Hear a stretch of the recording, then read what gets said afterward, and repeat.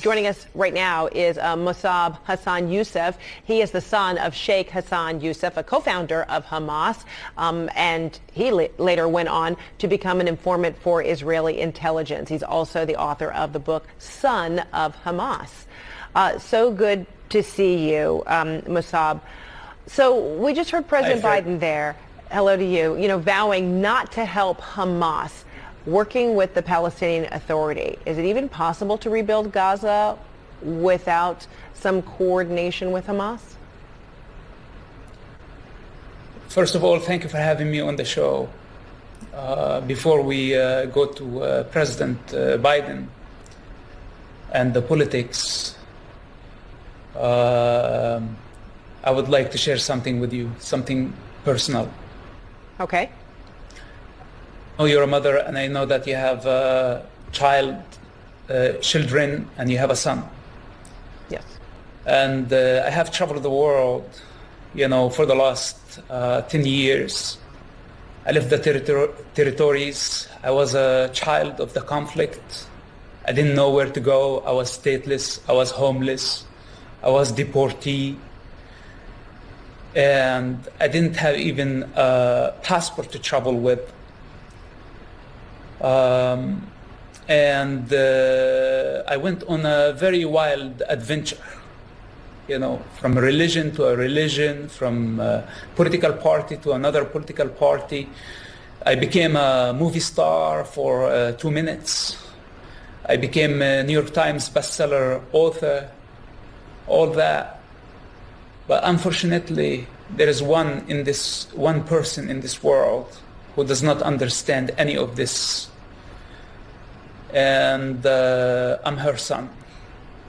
You introduced me as the son of Hamas or the son of Sheikh Hassan Yousef, But I am not the son only of Sheikh Hassan Yousef. There is a mother in the picture, that nobody talks about.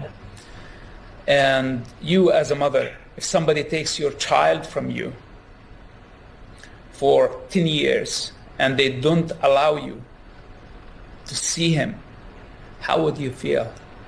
How would you feel about that? I never asked something personal, from media, from public, from anybody. People came with donations, people came with offers, with all type of things, and I refused. But today I would like to ask CNN, because I think CNN can, to help me simply see my mother.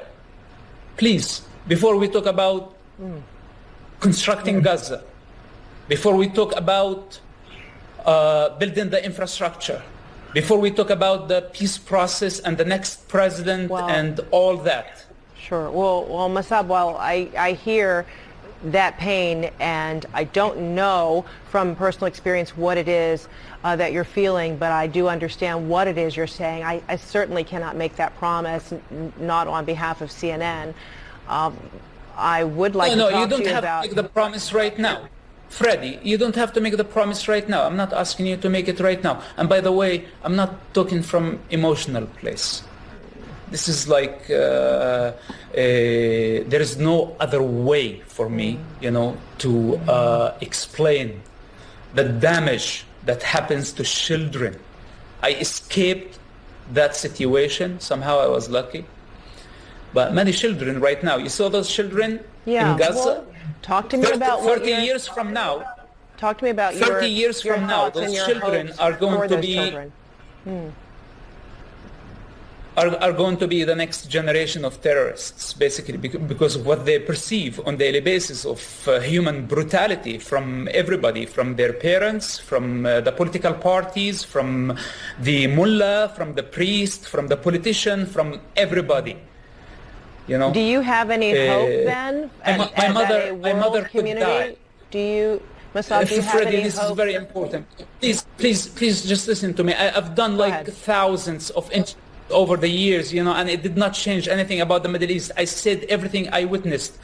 I cut myself apart, to just show the world the reality of the Middle East conflict, and it looks like it didn't work. It didn't work because the war just ended yesterday, and there will be a war tomorrow. So please give me this opportunity. Let me steal those couple of minutes. I know that we are running out of time. Let me steal it from you. Let me steal it from CNN. Please, I never asked anybody for anything. And I know that I surprised you with this. So if you can could, CNN launch a campaign instead of 2 minutes, just for if you could give me your thoughts in about 20 seconds and tell me and express to me how hopeful you are and if in any way you see this 2-day ceasefire becoming more than that. I want to see my mother. I'm a strong man. I'm a very strong man. I stood in front of the United Nations and I addressed the nations. And I stood in front of the crowd. I'm not afraid of nothing. I free dive, I skydive, I do all type of extreme things. But is it too much to ask to see my mother? She doesn't know how to drive. She never left the territory. She's almost 70. She's not gonna live for a long time. Yeah. Can I have a hug one last time and tell her that I am sorry? Yeah. Mosab, Hassan, Yousef, it certainly is not too much to ask to be with your mother, to get that hug, to see her. I do hope that can be facilitated in some way, but I certainly cannot promise that this network can make it happen. But I do appreciate your time. I'm wishing you the best. Thank you so much.